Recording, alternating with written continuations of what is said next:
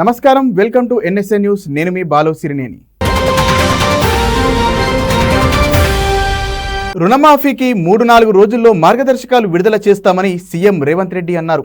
ఇందుకు ration card ప్రామాణికం కాదని స్పష్టం చేశారు. 2 లక్షల వరకు మాత్రమే రుణమాఫీ చేస్తామన్నారు సీఎం. 5 రోజులుగా ఢిల్లీలో ఉన్న సీఎం రేవంత్ రెడ్డి తన అధికార నివాసంలో మీడియాతో మాట్లాడారు.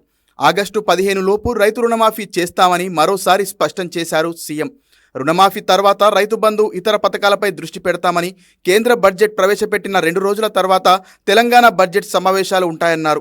తెలంగాణ బడ్జెట్ వాస్తవ అంచనాలకు అనుగుణంగా ఉండాలని అధికారులకు చెప్పామన్నారు. మండలాలు, రెవెన్యూ డివిజన్ విషయంపై అసెంబ్లీలో చర్చించి కమిషన్ ఏర్పాటు చేస్తామన్నారు. కాళేశ్వరం సంబంధిత వాస్తవాలను కూడా అసెంబ్లీ ముందుకు తెస్తామని, చర్చల తర్వాత డ్యామ్ సేఫ్టీ అథారిటీ నివేదిక, నిపుణుల సూచన మేరకు ముందుకు వెళ్తామన్నారు.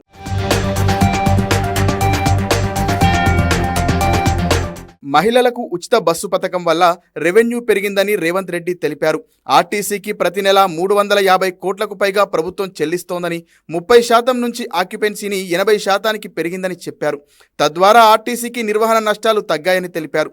గత అప్పులతో సంబంధం లేకుండా కాంగ్రెస్ ప్రభుత్వం వచ్చాక లాభాలతో ఆర్టీసీ నడుస్తోందన్నారు. రాష్ట్ర ఖజానాకు ఆర్థిక భారం ఉన్నా సరే సంక్షేమానికి ప్రాధాన్యత ఇస్తున్నామని వివరించారు. బీసీ కమిషన్ పదవీ కాలం ఆగస్టుతో పూర్తవుతుందని, కొత్త వారిని నియమించిన తరువాత కులగణన చేస్తామని తెలిపారు.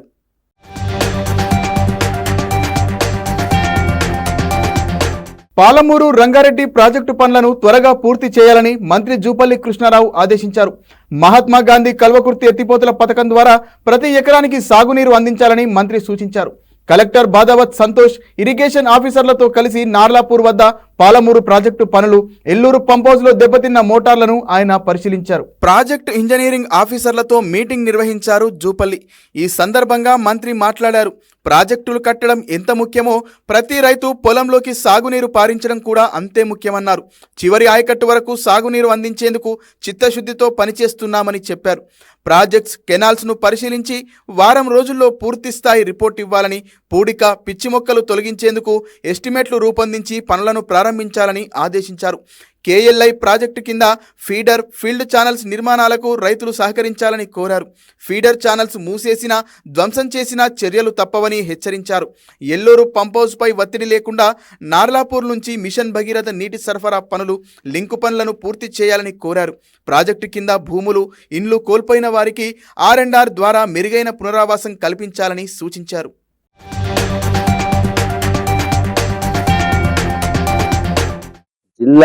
నార్కల్ జిల్లాలో ఉన్నటువంటి 4 నియోజకవర్గాల పరిధితోటి గౌరవ శాసనసభ్యులు వంశీకృష్ణ గారు, కసిరెడ్డి నారాయణ రెడ్డి గారు, అట్లాగే మన డాక్టర్ రాజేష్ గారు అందరం కలిసి కలెక్టర్ గారి ఆధ్వర్యంలో అది సమీక్ష నిర్వహించడం జరిగింది. ఆ సమీక్షలో కూడా చాలా అంశాల పట్ల లోతుగా చర్చించి ఈ యొక్క రేవంత్ రెడ్డి గారి నాయకత్వంలో ఈనాడు ఏర్పడినటువంటి ఇందిరమ్మ ప్రభుత్వం, ఇందిరమ్మ పాలన, ప్రజాపాలన కొనసాగాలి.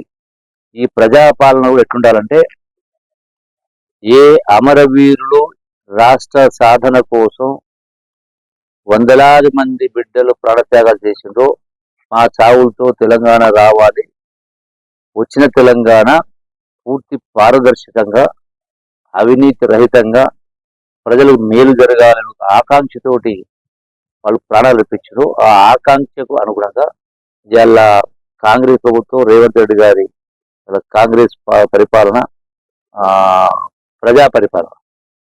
సో దానికి అనుగుణంగా పూర్తి పారదర్శకతో అన్ని రంగాల్లో, అన్ని విషయాల్లో ఉండాలని సమీక్ష జరిగింది.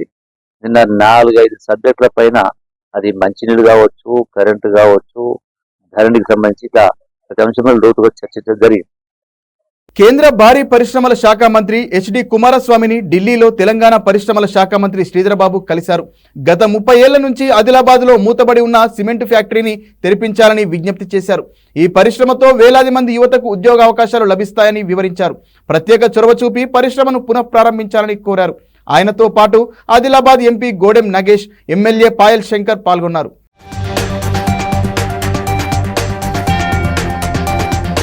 స్టేషన్ గన్పూర్ ఎమ్మెల్యే కడియం శ్రీహరి కస్తూర్బా గాంధీ బాలికల విద్యాలయాన్ని ఆదర్శ పాఠశాలను ఆకస్మికంగా తనిఖీ చేశారు. పాఠశాలలో విద్యార్థులకు అన్ని సదుపాయాలు సరిగా ఉన్నాయా లేదా అని పరిశీలించారు. విద్యార్థులతో మాట్లాడి వారి సమస్యలను తెలుసుకున్నారు. వంటగదిలో అన్నం కూరలను రుచి చూశారు. విద్యార్థులకు పెట్టే కోడిగుడ్ల సైజు చిన్నదిగా ఉందని అధికారులను మందలించారు. ఆదర్శ పాఠశాలలో ఇంటర్ విద్యార్థులకు రసాయన శాస్త్రం పాఠాలు బోధించారు కడియం.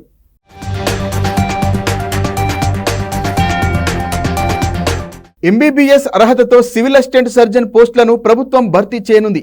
ఈ మేరకు Telangana medical and health services recruitment board notification విడుదల చేసింది. వచ్చే నెల 2వ తేదీన ఆన్లైన్ దరఖాస్తుల ప్రక్రియ ప్రారంభం కానున్నట్లు రిక్రూట్మెంట్ బోర్డు తెలిపింది. తెలంగాణ ప్రభుత్వం ఎంబీబీఎస్ అర్హతతో సివిల్ అసిస్టెంట్ సర్జన్ పోస్టులను ప్రభుత్వం భర్తీ చేయనుంది. Telangana medical and health services recruitment board ఇందుకు సంబంధించిన నోటిఫికేషన్ను విడుదల చేసింది. మొత్తం పోస్టులు 435 కాగా అందులో 351 ప్రాథమిక ఆరోగ్య కేంద్రాలలో మెడికల్ ఆఫీసర్ పోస్టులు, మరో 80 పోస్టులు డిఎంఈ పరిధిలోని ఆసుపత్రిలో ఆర్ఎంఓ పోస్టులుండగా ఐపీఎంలో 4 పోస్టులున్నాయి. అర్హులైన వారు జూలై 2 నుంచి ఆన్లైన్లో దరఖాస్తు ప్రక్రియ ప్రారంభం కానుంది. దరఖాస్తు సమర్పించడానికి చివరి తేదీ జూలై 11వ తేదీ సాయంత్రం 5 గంటల వరకు అవకాశం కల్పించారు. ఆన్లైన్లో సమర్పించిన దరఖాస్తులను మాత్రమే ఆమోదిస్తారు.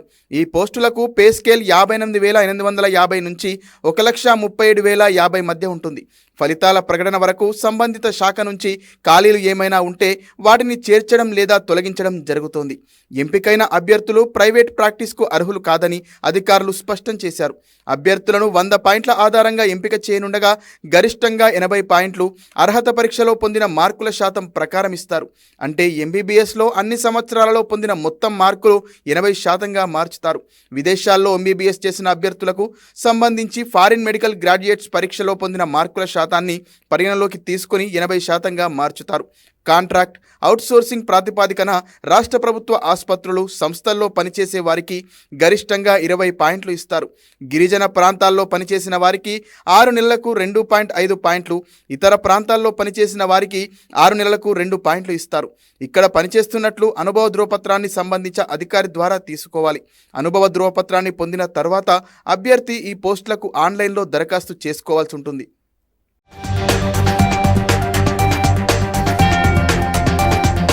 కాంగ్రెస్ సీనియర్ నేత రాజ్యసభ మాజీ సభ్యుడు ధర్మపురి శ్రీనివాస్ కన్నుమూశారు. హైదరాబాద్లోని తన నివాసంలో తెల్లవారుజామున 3 గంటలకు ఆయన తుది శ్వాస విడిచారు. గత కొంతకాలంగా అనారోగ్యంతో బాధపడుతున్న ఆయన గుండెపోటుతో చనిపోయినట్లు కుటుంబ సభ్యులు తెలిపారు. నిజామాబాద్ జిల్లాకు చెందిన డిఎస్ కాంగ్రెస్ పార్టీలో అంచెలంచెలుగా ఎదిగారు. ఉమ్మడి ఏపీలో 2004, 2009లో పార్టీ అధికారంలో ఉన్నప్పుడు డిఎస్ మంత్రిగా సేవలందించారు. పిసిసి అధ్యక్షుడిగాను ఆయన పనిచేశారు. రాష్ట్ర విభజన తర్వాత 2015లో బీఆర్ఎస్లో చేరిన డిఎస్ రాజ్యసభ సభ్యుడిగా ఎన్నికయ్యారు. అనంతరం మళ్లీ కాంగ్రెస్ కండువా కప్పుకున్నారు. డిఎస్కు 2 కుమారులు ఉన్నారు. వారిలో చిన్న కుమారుడు ధర్మపురి అరవింద్ ప్రస్తుతం బీజేపీ తరపున నిజామాబాద్ ఎంపీగా ఉన్నారు. పెద్ద కుమారుడు సంజయ్ గతంలో నిజామాబాద్ మేయర్గా పనిచేశారు. కాగా 1948 సెప్టెంబర్ 27న జన్మించిన డిఎస్ నిజాం కళాశాల నుంచి డిగ్రీ పూర్తి చేశారు. 1989లో కాంగ్రెస్ పార్టీ తరపున బరిలోకి దిగిన ఆయన నిజామాబాద్ అర్బన్ నుంచి తొలిసారి అసెంబ్లీకి ఎన్నికయ్యారు. అనంతరం 1999, 2004లో ఎమ్మెల్యేగా గెలిచారు.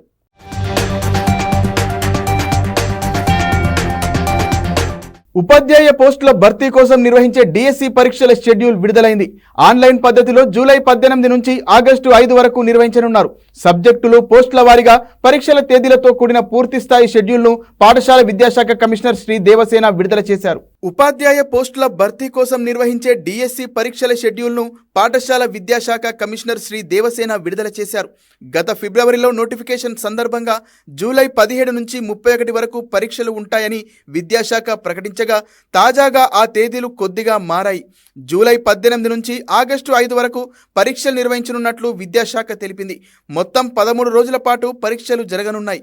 జూలై 21, 27, 28, 29, ఆగస్టు ఆగస్టు 3, 4 తేదీల్లో ఎటువంటి పరీక్షలు ఉండవు. జూలై 18న స్కూల్ అసిస్టెంట్ సాంఘిక శాస్త్రం, భౌతిక శాస్త్రం, పీఈటీతో మొదలై ఆగస్టు 5న లాంగ్వేజ్ పండిట్ హిందీతో పరీక్షలు ముగుస్తాయి. ఆన్లైన్ పరీక్షలు కావడంతో రోజు ఉదయం, మధ్యాహ్నం నిర్వహిస్తారు. మధ్యాహ్నం ఏ రోజు ఏ జిల్లాల వారికి పరీక్ష అనే వివరాలను షెడ్యూల్లో పొందుపరిచారు. మొత్తం 11,062 ఉపాధ్యాయ ఖాళీల భర్తీలకు తెలంగాణ వ్యాప్తంగా 2,79,000 మంది దరఖాస్తులు అందాయి.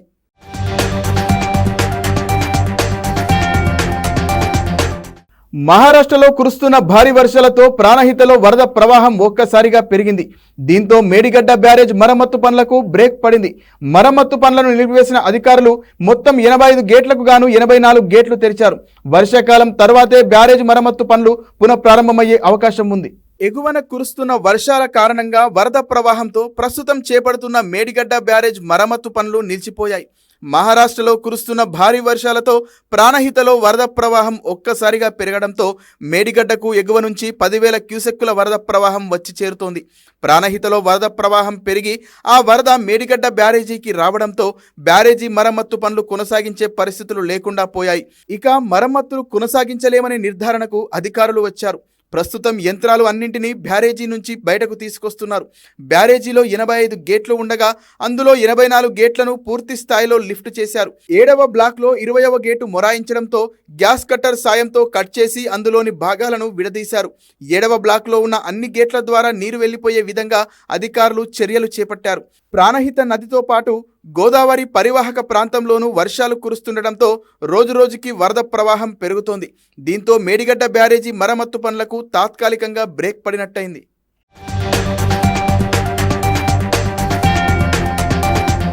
పార్టీని వీడి దొంగల్లో కలిసిన వారి గురించి బాధ లేదని, అంతకన్నా మెరుగైన మెరకల్లాంటి యువ నాయకులను పార్టీ సృష్టిస్తుందని బీఆర్ఎస్ అధినేత మాజీ సీఎం కేసీఆర్ అన్నారు. ఎర్రవల్లిలోని వ్యవసాయ క్షేత్రంలో వివిధ నియోజకవర్గాల నుంచి వచ్చిన నేతలు, కార్యకర్తలతో సమావేశమయ్యారు. ఎమ్మెల్యేలు పార్టీని వీడుతున్న నేపథ్యంలో కీలక వ్యాఖ్యలు చేశారు. బీఆర్ఎస్ శ్రేణులకు ప్రస్తుతం నెలకొన్న పరిస్థితులు ఒక లెక్కే కాదని, పార్టీ నుంచి వెళ్తున్న నాయకుల గురించి ఆలోచించాల్సిన అవసరం లేదని మాజీ సీఎం కేసీఆర్ అన్నారు. ఒకరు పోతే 10 మంది నాయకుల్ని పార్టీ తీర్చిదిద్దుకుంటుందని చెప్పారు. తెలంగాణ ఆత్మను అర్థం చేసుకుంటూ సమస్యలను లోతుగా పట్టుకోగలిగి పరిష్కరించగలిగే సత్తా బీఆర్ఎస్కు ఉందన్నారు. 10 ఏళ్ల పాటు అన్ని వర్గాల అభివృద్ధికి కృషి చేశామని, కొన్నిసార్లు ప్రజాస్వామ్యంలో అబద్ధపు ప్రచారాలు నమ్మి ప్రజలు బోల్తా పడుతుంటారని పేర్కొన్నారు. నాడు ఉద్యమంలోకి దిగినప్పుడు మనతో ఎవరున్నారు? నాడైనా నేడైనా నాయకులను తయారు చేసుకునేది బీఆర్ఎస్ పార్టీనే అని కేసీఆర్ వ్యాఖ్యానించారు.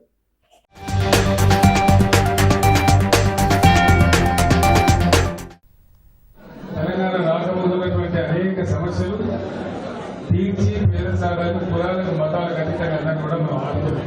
కొన్ని సందర్భాల్లో ఏమైందంటే కొంత అత్యాశపడి కావచ్చు, కొంత ఆగమై కావచ్చు, కొన్నిసార్లు అబద్ధ ప్రచారాలు నమ్మి కావచ్చు, ప్రజలు ప్రజాస్వామ్యంలో పోతావచ్చు.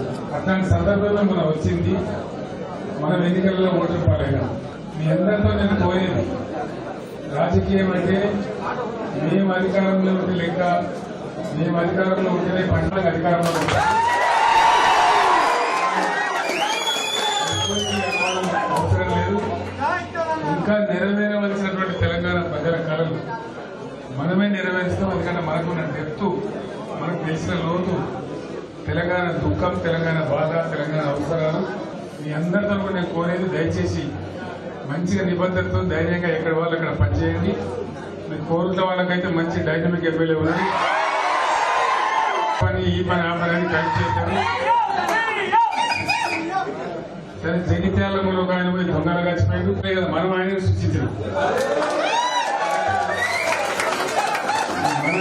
మన సొంతదానిలోనే మళ్ళీ ఒక బుల్లెట్ తయారు చేసుకొని కొట్టడం దానికి ఇబ్బంది ఏం లేదు. అది ప్రజలు కూడా నిర్ణయం చేస్తారు టైం వచ్చినప్పుడు.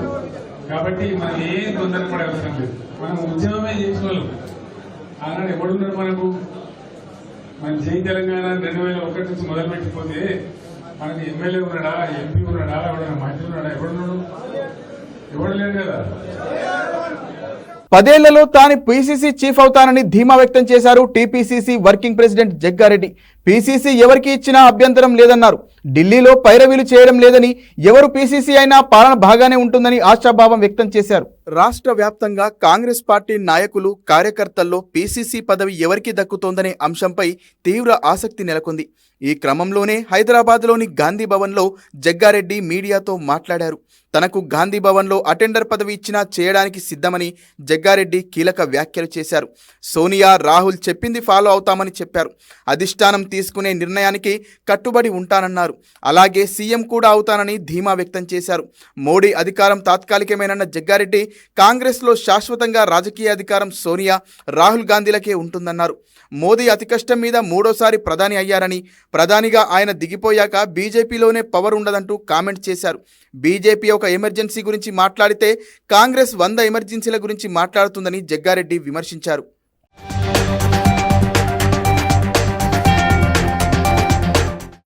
సోనియా గాంధీ, రాహుల్ గాంధీ గారు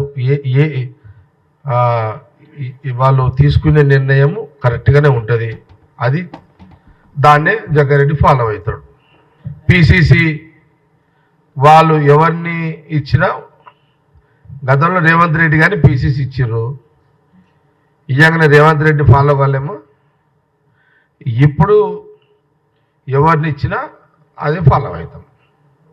నేను హైదరాబాద్లో ఉన్నా, నేనైతే పైరవి చేస్తలేదు. మీకు క్లారిటీ ఉంది కదా. ఇదైతే చెప్పే ప్రోటోకాల్లో నేను లేను. ఒకటి, ఎవరైనా బాగానే ఉంటుంది. ఎవరైనా ఆ కుర్చీ నడిపిస్తుంది. పిసిసి కుర్చీ ఆటోమేటిక్ నడిపిస్తుంది. అదేమి ఇబ్బంది ఉండదు. నేనేం చెప్తుంది తెలుసా, గాంధీ భవన్లో అటెండర్ పోస్ట్ ఇచ్చినా చేస్తాను నేను. అది పెట్టుకోండి, అర్థమైందా? ఇది సీరియస్, నేనేమి మీకు జోక్ చేస్తలేదు. సోనియా గాంధీ, రాహుల్ గాంధీ గారు, జగ్గారెడ్డి ఒక 2 ఏళ్ళు గాంధీ భవన్ అటెండర్గా డ్యూటీ చేయాలంటే కూడా చేస్తాను. 10 ఇంకుంది కదా నాకు. నా వయసు 58. 10 ఏళ్ళు అన్నా కూడా ఇంకొక 68 దాకా 10 ఏళ్ళ టార్గెట్.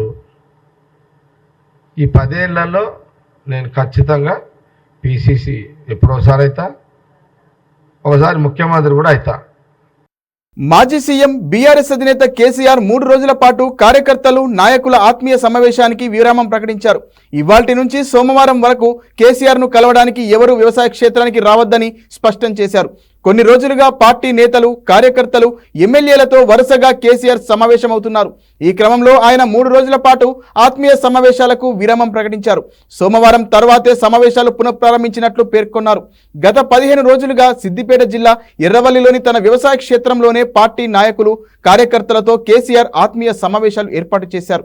ఈ 15 రోజుల్లో దాదాపు 50,000 మంది పార్టీ కార్యకర్తలు, నేతలతో ఆయన సమావేశమయ్యారు.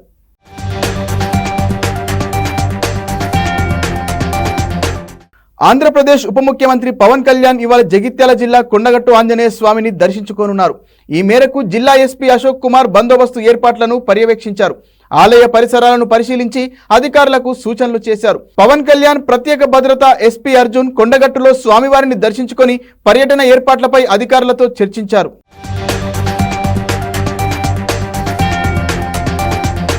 2024 ఎన్నికల్లో ఘోర ఓటమి నుండి బయటకు రాకముందే వైసీపీ అధినేత జగన్ కు మరో షాక్ తగిలింది. నటుడు ఆలీ పార్టీకి గుడ్ బై చెప్పారు. రాజకీయాల నుంచి పూర్తిగా తప్పుకుంటున్నట్లు తెలిపారు. ఈ మేరకు ఆలీ ఓ వీడియో రిలీజ్ చేశారు. వైసీపీ అధినేత జగన్ కు మరో బిగ్ షాక్ తగిలింది. టాలీవుడ్ హాస్య నటుడు ఆలీ వైసీపీకి టాటా చెప్పాడు. రాజకీయాల నుంచి పూర్తిగా తప్పుకుంటున్నట్లు తెలిపిన ఆలీ ఓ వీడియో రిలీజ్ చేశారు. ఇప్పుడు తాను ఏ పార్టీలో లేనని, ఏ పార్టీ సపోర్టర్ని కూడా కాదని చెప్పుకొచ్చారు ఆలీ. ఇకపై సినిమాలు, షూటింగ్స్ పైనే దృష్టి పెడతానని, సామాన్యుడిలాగా 5 ఏళ్లకోసారి వెళ్లి ఓటు వేసి వస్తానని అన్నారు. ఇక మీదట రాజకీయాలకు దూరంగా ఉంటానని ప్రకటించారు. ఆలీ తన రాజీనామా లేఖను వైసీపీ అధినేత జగన్ కు పంపినట్లు తెలుస్తోంది. 2019 ఎన్నికల సమయంలో వైసీపీలో చేరిన ఆలీ 2022 నుంచి ఏపీ ప్రభుత్వానికి ఎలక్ట్రానిక్ మీడియా సలహాదారుడుగా వ్యవహరించారు. 2019, 2024 ఎన్నికల్లో వైసీపీ తరపున రాష్ట్రమంతటా ప్రచారం చేసిన ఆలీ రాజ్యసభ ఎంపీ పదవి, వక్ఫ్ బోర్డు చైర్మన్, ఎమ్మెల్సీ ఇస్తారని భావించినా ఆయనకు ఏ పదవులు దక్కలేదు. గత ఎన్నికల్లో కూడా ఎమ్మెల్యే టికెట్ ఆశించి భంగపడ్డారు. ఇక కూటమి ప్రభుత్వానికి టాలీవుడ్ అంతా మద్దతు తెలుపుతున్న సందర్భంలో ఆలీ రాజకీయాలకు స్వస్తి పలకడం హాట్ టాపిక్గా మారింది.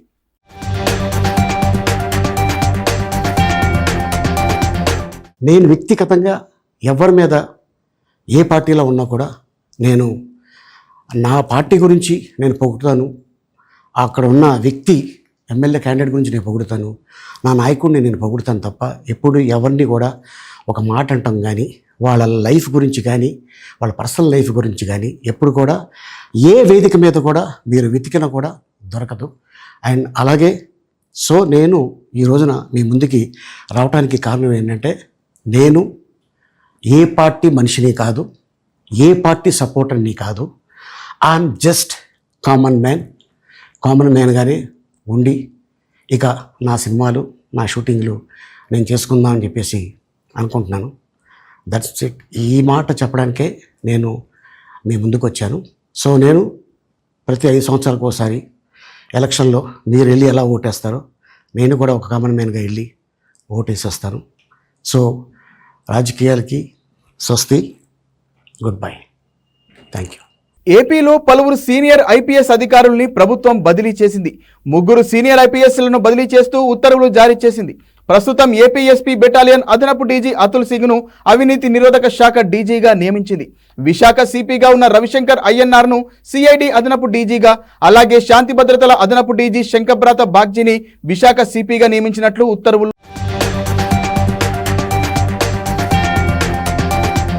పెట్రోల్, డీజిల్ ధరలు మండిపోతుండడంతో వాహనదారులకు భారంగా మారింది. గతంలో కేంద్ర ప్రభుత్వం తగ్గిస్తూ నిర్ణయం తీసుకోగా ఇప్పుడు ఎన్నికలు పూర్తయిపోయి మరోసారి మోదీ ప్రభుత్వం అధికారంలోకి వచ్చింది. అయితే పెట్రోల్, డీజిల్ ధరలు తగ్గుముఖం పట్టే అవకాశం ఉందని ఆర్థిక నిపుణులు భావిస్తున్నారు. పెట్రోల్, డీజిల్ ధరలను జీఎస్టీ పరిధిలోకి తీసుకువచ్చేందుకు ప్రభుత్వం ప్రణాళికలు సిద్ధం చేస్తోంది. భారీగా పెరిగిన పెట్రోల్, డీజిల్ ధరలతో సామాన్య వాహనదారులు ఆర్థికంగా నష్టపోతున్నారు. గతంలో కేంద్ర ప్రభుత్వం తగ్గిస్తూ నిర్ణయం తీసుకోగా ఇప్పుడు ఎన్నికలు పూర్తయిపోయి మరోసారి మోదీ ప్రభుత్వం అధికారంలోకి వచ్చింది. తాజాగా మహారాష్ట్ర ప్రభుత్వం వాహనదారులకు కానుకగా పెట్రోల్, డీజిల్ ధరలను తగ్గించింది. జూన్ 28న ముంబైలో లీటర్ పెట్రోల్ ధర 104.21 ఉండగా డీజిల్ ధర 92.15గా ఉంది. ముంబై ప్రాంతంలో డీజిల్పై పన్నును 24% నుంచి 21% తగ్గిస్తున్నట్లు మహారాష్ట్ర ప్రభుత్వం ప్రకటించింది. రాష్ట్ర ప్రభుత్వం తీసుకున్న ఈ నిర్ణయంతో డీజిల్ ధర లీటర్కు ₹2 తగ్గనుంది. పెట్రోల్పై పన్ను 26% నుంచి 25% తగ్గనుంది. దీనివల్ల ముంబై, నవీ ముంబై, తానే సహా ముంబై ప్రాంతంలో పెట్రోల్ ధరలు 65 పైసల మేర తగ్గుముఖం పట్టనున్నాయి.